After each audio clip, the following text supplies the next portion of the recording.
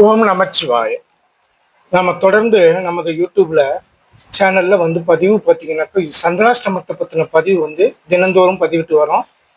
அதன்படி பார்த்தீங்கன்னாக்கா வருகின்ற 2/9/2025 அன்று செவ்வாய்க்கிழமை சந்திராஷ்டமம் அப்படிங்கிறது ரிஷப ராசியில் சந்திராஷ்டமம் அப்படின்னு சொல்லியிருக்கு. அப்போ ரிஷப ராசியில் இருக்கக்கூடிய நட்சத்திரமான கிருத்திகை நட்சத்திரத்துக்கும் ரோஹிணி நட்சத்திரத்துக்கும் சந்திராஷ்டமம் அப்படின்னு இருக்குங்க.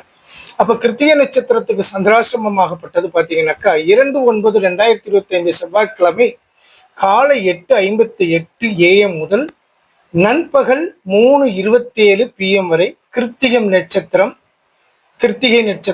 4ஆம் பாதம் சந்திராஷ்டமம். அதே போல 3:27 PM முதல் நண்பகல் 3:27 முதல் இரவு 9:51 வரை ரோகிணி நட்சத்திரம் 1ஆம் பாதம் சந்திராஷ்டமம்.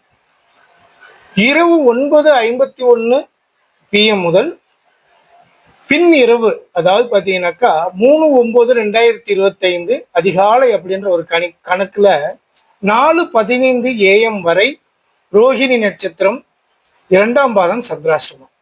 அதே போல 3/9/2025 அதிகாலை 4:15 முதல் 10:35 AM வரை ரோகிணி நட்சத்திரம் 3ஆம் பாதம் சந்திராஷ்டமம்.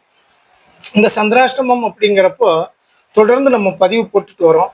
இது தேவைப்படுறவங்க இந்த சந்திராஷ்டமத்துல உங்களோட ரிஷப ராசியில் இருக்கக்கூடிய கிருத்திகை நட்சத்திரம் 4ஆம் பாதத்திற்குரியவர்களும் ரோகிணி நட்சத்திரம் 1, 2, 3 பாதங்களுக்குரியவர்களும் இந்த சந்திராஷ்டமத்துக்காக நம்ம குறிப்பிட்டிருக்கக்கூடிய கால அளவுகளை வச்சு அந்த கால அளவுகளில் நீங்கள் அந்த நேரங்களில் பார்த்தீங்கன்னாக்கா சுப நிகழ்வுகள் எதுவும் செய்வதற்கு சில தாமதப்படுத்தி அதன் பிறகு சுப நிகழ்வுகளை செய்கிறது நற்பலன் தரும்னு சொல்கிறோம். அதே நேரத்தில் முக்கியமாக செய்ய வேண்டிய கட்டாயம் இருக்குதுன்னா உங்களுடைய சந்திரன் உங்களுடைய ராசியில் நிற்கக்கூடிய பாகை அளவை பொறுத்து அது 2 மணி நேரம் மட்டுமே சந்திராஷ்டமம் அப்படிங்கிறத நம்ம எடுக்க முடியும். அது உங்களோட சந்திரனோட அளவு வச்சு தான் செய்ய முடியும். அது மாதிரி தேவைப்படுறவங்க என்னுடைய மொபைல் நம்பர் கைபேசி எண் வரும், அதில் தேவைப்பட்டால் என்னை அழைத்து அதை பற்றி பேசிக்கலாம். ஓம் நமச்சிவாய. வாழ்க வளமுடன்.